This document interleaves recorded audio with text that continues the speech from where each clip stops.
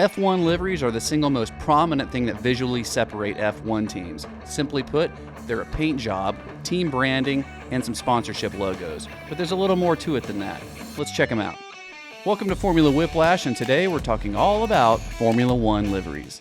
From the earliest days in F1, liveries have played their part in associating cars to their manufacturers. However, it wasn't until 1968 when we start to see sponsors added to liveries. The first being British Racing Green Lotus, featuring their Imperial Tobacco sponsor on their car. That opened a whole new world for F1 liveries. That's when we start to see a really big change.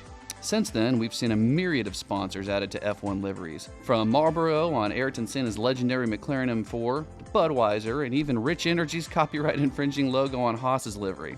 And now we see data and tech companies like WebEx and Oracle on liveries.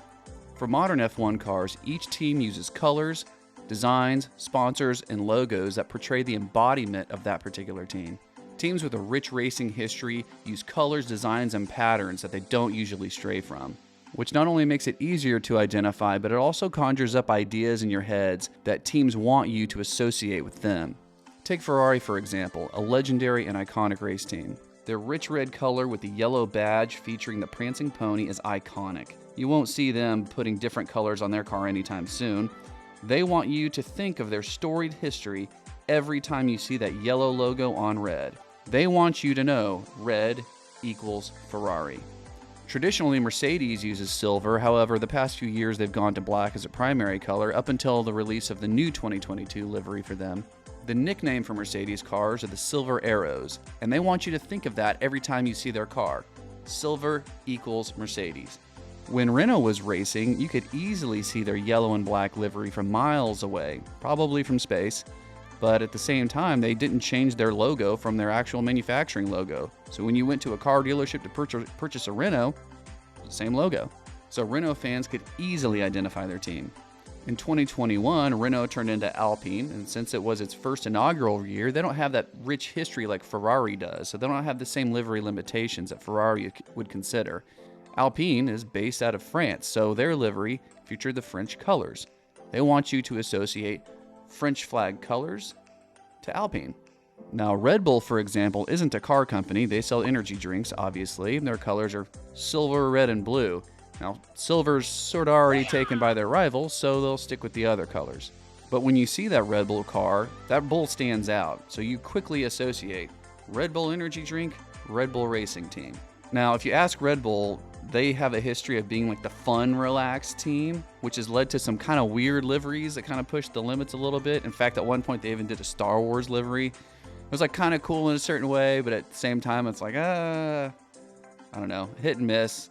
Try it, it looked all right, I guess. But it just goes to show you what a team can do with a livery if they really want to.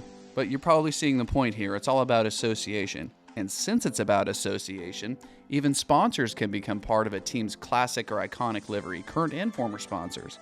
In fact, at Monaco in 2021, McLaren stunned everyone by featuring a throwback Gulf Oil livery for the cars and the drivers, and even launched a new merchandise line featuring the Gulf Oil livery. Many years ago, Gulf Oil was a main sponsor for McLaren Racing, and now McLaren's Gulf Oil livery line is extremely popular. So you see, each team's colors, sponsors, branding, and design, their entire livery conjures up ideas and expectations for that particular team. But liveries do extend beyond just what you see on the car. Even team merchandise like this Red Bull shirt, Alfa Romeo hat, Mercedes coffee mug, all feature team liveries. It's their branding. In fact, in games like Formula One 2021, you can create your own customized livery for your multiplayer car. Although they do provide some templates so you're not starting from scratch. Those are a lot of fun to mess around with. So there you have it. You now know what an F1 livery is. But which one's your favorite? Comment down below and let me know. I know there's some really cool old ones out there. Some of the new ones that have been released for 2022 are pretty freaking awesome. I like the McLaren one. I think it's cool. Comment down below. Let me know. Like, subscribe, and I'll see you in the next one.